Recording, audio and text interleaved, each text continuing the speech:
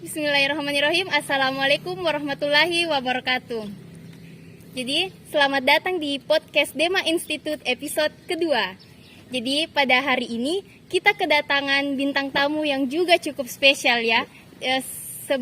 Dari episode sebelumnya, karena kita kedatangan salah satu bintang tamu yang merupakan mahasiswa nomor 1 IAIN Bone, maka pada episode 2 kali ini kita juga kedatangan bintang tamu yang tidak kalah hebatnya. Siapa lagi kalau bukan Ketua Senat Mahasiswa IAIN Bone 2021.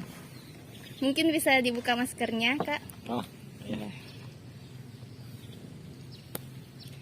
Jadi sebelum bincang-bincang lebih jauh nih, mungkin masih ada dari sahabat-sahabat mahasiswa yang belum mengenal atau belum tahu siapa sih sebenarnya Ketua Senat Mahasiswa kita. Jadi langsung saja, mungkin Kak bisa diperkenalkan nama, program studi, dan juga semesternya. Oh ya. Terima kasih sebelumnya Sisa telah mengundang di dalam kegiatan ini. Kalau diminta untuk perkenalan ya, nama saya Yusri. Kalau alamat saya berasal dari salah satu kecamatan yang ada di Kabupaten Bone, Kecamatan Cina. Saya berasal dari Kecamatan Cina. Kemudian saya berasal juga dari Fakultas Tarbiyah, seperti di lingkungan ini, Fakultas Tarbiyah, program studi pendidikan guru madrasah ibtidaiyah. Sekarang sudah semester akhir ya, semester akhir. Mungkin untuk sementara perkenalan itu. Iya. Jadi Ketua Senat kita namanya Kak Yusri ya. Dia merupakan salah satu mahasiswa dari program studi pendidikan guru madrasah ibtidaiyah Fakultas Tarbiyah dan saat ini sedang menempuh semester akhir. Jadi bincang-bincang lebih jauh nih Kak. Pertama-tama tuh apa sih sebenarnya motivasinya mencalonkan sebagai Ketua Senat Mahasiswa gitu? Iya. Baik, kalau persoalan motivasi tentang upaya untuk mencalonkan diri menjadi ketua, sebetulnya kalau kita mau melihat dari dari sesuatu yang menggembirakan, memang kelihatannya menjadi ketua lembaga di salah satu lembaga kemahasiswaan itu, apalagi ini adalah senat mahasiswa, begitu kita melakukannya adalah suatu tanggung jawab yang tidak mudah. Akan tetapi yang memotivasi untuk melakukannya tentu yang pertama adalah persoalan ingin melihat kampus kita IAIN Bone menuju pada kemajuan, mencapai visi misinya, supaya istilahnya mampu untuk merealisasikan, memberikan semacam perubahan untuk merealisasikan yang kemudian menjadi harapan dan cita-cita kita bersama. Tentu tidak lepas dari keinginan kita untuk mengembangkan IAIN Bone ini menuju kepada perkembangan yang lebih maju. Mungkin itu. Iya. Karena kita ketahui bahwa Ketua Senat Mahasiswa itu bukanlah ceritanya kakak seperti tidak mudah gitu. Tidak mudah mulai dari tanggung jawabnya, apalagi menjadi seorang organisatoris itu adalah tanggung jawab yang saya rasa cukup besar dan tidak semua mahasiswa mungkin bisa melakukan hal tersebut. Ya. Jadi ngomong-ngomong Kak, sebenarnya apa sih senat mahasiswa itu? Nah, ya. Ini kalau senat mahasiswa kan merupakan representase dari lembaga kemahasiswaan yang ada di IAIN Bone. Jadi itu poin pertama yang harus kita kenali dulu. Banyak kemudian kalau memang masih banyak mahasiswa IAIN Bone yang belum mengenali lembaga senat mahasiswa ini secara spesifik, mungkin saya terangkan dulu di sini sedikit. lembaga senat mahasiswa itu fungsinya adalah sebagai lembaga pengawasan tingkat mahasiswa. Tingkat mahasiswa. Lembaga pengawasan kemudian juga bergerak di bidang regulatif. Nah,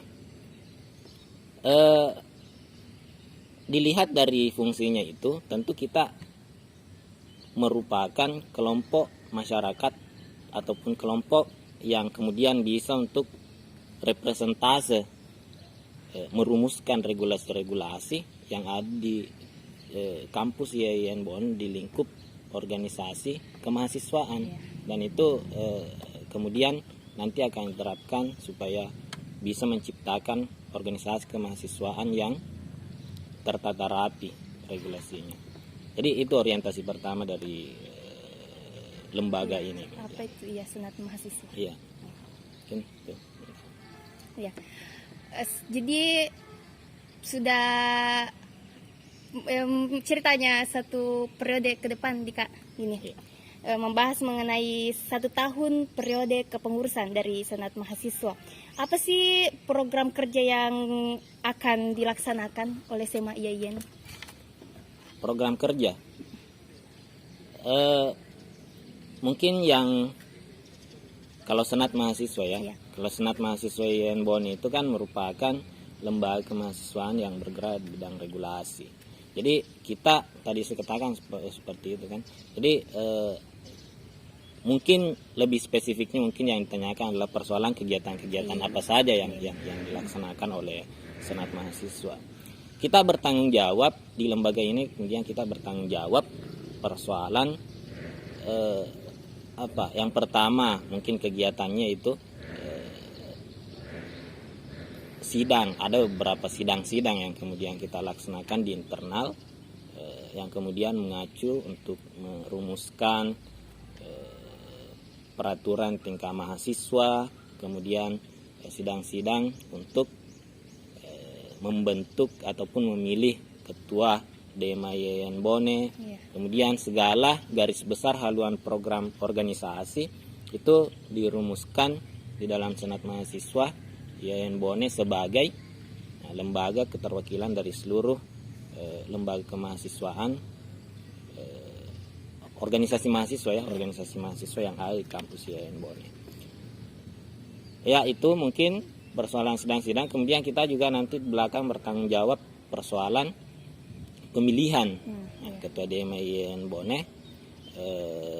Dan ini berjenjang, artinya akan berlanjut sampai kemudian pergantian kepengurusan. Itu adalah tanggung jawab dari lembaga senat mahasiswa. Oh iya.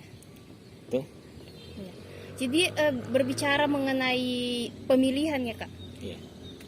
Kita ketahui pada saat ini proses pemilihan yang dilakukan oleh senat mahasiswa itu menggunakan sistem perwakilan ya Kak. Jadi kenapa sih proses pemilihan ketua DEMA ya harus menggunakan sistem perwakilan organisasi? Kenapa kita tidak memberikan kesempatan kepada mahasiswa-mahasiswa IAIN Bonn untuk memilih itu? Oke. Pertanyaan yang sangat menarik ya yang disampaikan. Memang banyak yang mempertanyakan persoalan itu kalau kita mau lihat dari istilahnya masukan-masukan yang ada dari banyak mahasiswa yang saya temui di kampus IAIN Bonn. Karena menarik sebetulnya bila itu diterapkan. Akan tetapi lembaga kemahasiswaan yang ada di kampus PTKIN ya, lembaga kemahasiswaan yang ada di PTKIN itu memiliki diatur oleh suatu regulasi. Namanya adalah Keputusan Dirjen nomor Kementerian Agama nomor 4961 ya, 4961 yang mengatur persoalan lembaga kemahasiswaan di tingkat perguruan tinggi agama Islam negeri.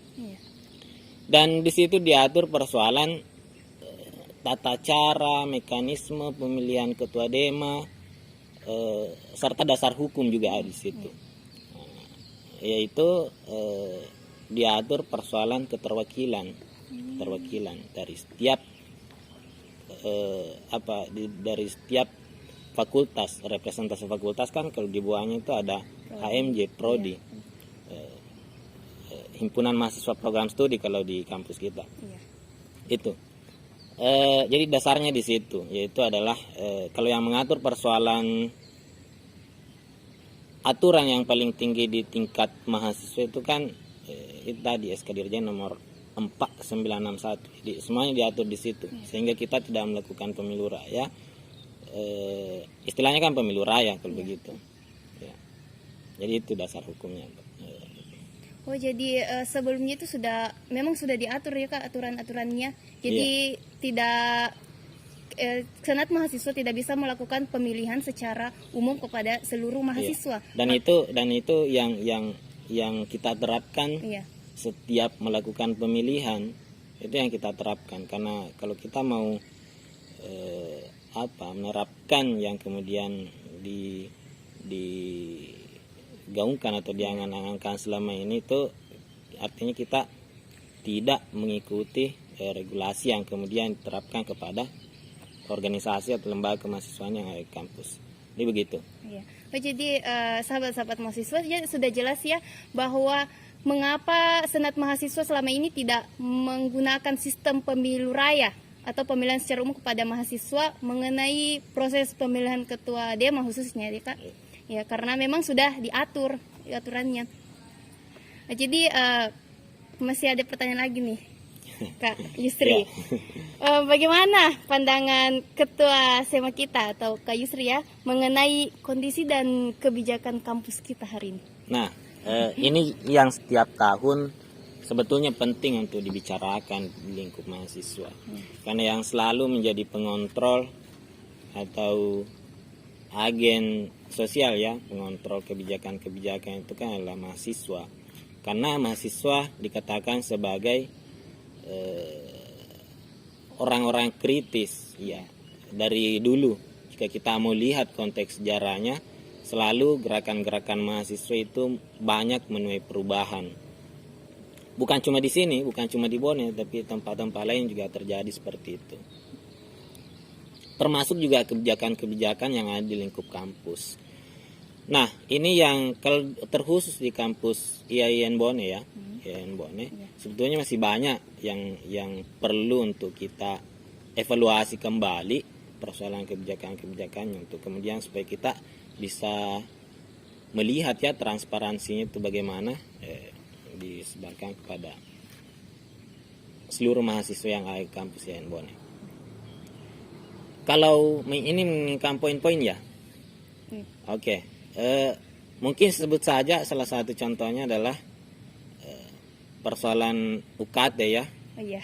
UKT yang sebetulnya kalau kita melihat regulasi itu ada yang dinamakan sebagai pengklasifikasian persoalan UKT, dan itu yang perlu kita evaluasi kembali apakah sudah betul atau bagaimana. Kemudian persoalan fasilitas juga dan lain-lain sebagainya, konsep. Kemudian yang ketiga juga yang tidak kalah penting, yaitu konsep pembelajaran di masa pandemi, konsep perkuliahan di masa pandemi, agar supaya output yang diinginkan, harapan dan cita-cita yang diinginkan dalam perkuliahan itu betul-betul bisa tercapai di masa pandemi dengan menggunakan konsep yang selama ini digunakan, yaitu virtual. Iya. Dan itu penting untuk kita lakukan pengontrolan terhadap supaya bisa dilakukan semacam inovasi untuk perkuliahan kita nanti itu. Mungkin itu ya. Jadi banyak ya kebijakan-kebijakan di khususnya kampus kita yang membutuhkan banyak pembenahan ya Kak Yusri. Jadi apa sih harapan ketua senat kita untuk kampus kita tercinta ke depannya? Harapan. Iya. Setiap kampus itu kan memiliki tujuannya, meskipun secara umum sebetulnya kampus itu tujuannya adalah untuk mencetak generasi-generasi pemuda, generasi-generasi yang kemudian akan menjadi penerus kepemimpinan di dalam negeri ini ya.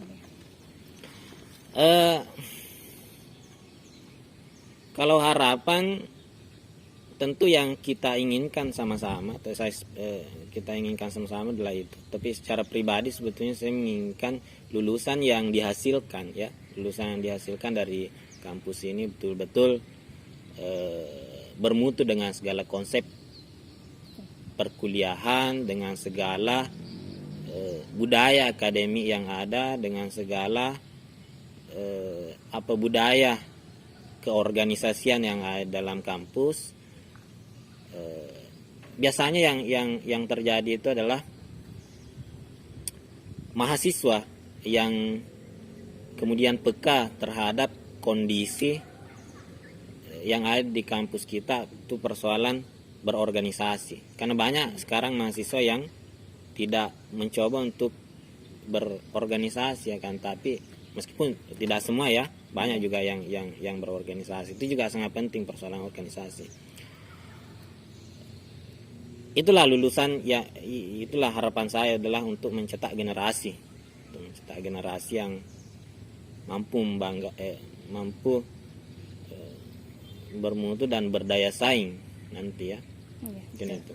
Ya, jadi kita semua menginginkan kampus kita tercinta ini bisa lebih maju, ya, ke depannya, dan semoga apa yang diharapkan oleh ketua senat kita bisa terwujud, dan tentu saja kampus kita tidak henti-hentinya akan mencetak generasi-generasi yang bisa unggul, baik itu di dalam maupun di luar negeri. Amin. Jadi terakhir nih, Kak, 3 kata untuk Dema Institute itu. 3 kata. Iya. Kata yang membangun, ya. 3 kata. Mungkin yang pertama adalah berjuang. Dema Institute, ya. Iya, Dema berjuang. Institute. Kemudian selanjutnya berinovasi, ya. Iya, berinovasi. Kreasi. Di dalamnya kan ada makna kreasi. Kemudian yang ketiga bergerak. Ya, bergerak. Okay. Supaya program-program yang kemudian menjadi garis besar haluan program organisasi itu bisa terlaksana. Kan itu hanya bisa diwujudkan dalam gerakan. Oke. Jadi harapannya itu berjuang, berinovasi, dan bergerak. Oke. Terima kasih banyak kepada Kak Yusri, Ketua Senat Mahasiswa periode 2021. Semoga apa yang kita harapkan sama-sama dapat terwujud, ya, Kak. Ya, sama-sama. Jadi mungkin cukup untuk hari ini bincang-bincang kita bersama Ketua Senat Mahasiswa periode 2021. Jadi tetap stay tune di channel YouTube Dema Institute. Nanti selanjutnya kita akan mewawancarai narasumber yang juga tidak kalah hebatnya pada episode-episode selanjutnya. Jadi jangan kemana-mana, ya, sahabat-sahabat mahasiswa. Dan jangan lupa di like, comment, share, dan juga subscribe channel YouTube Dema Institute IAIN Bone. Mungkin sekian yang sempat kami sampaikan. Kurang dan lebihnya mohon dimaafkan. Wassalamualaikum warahmatullahi wabarakatuh. Hidup mahasiswa!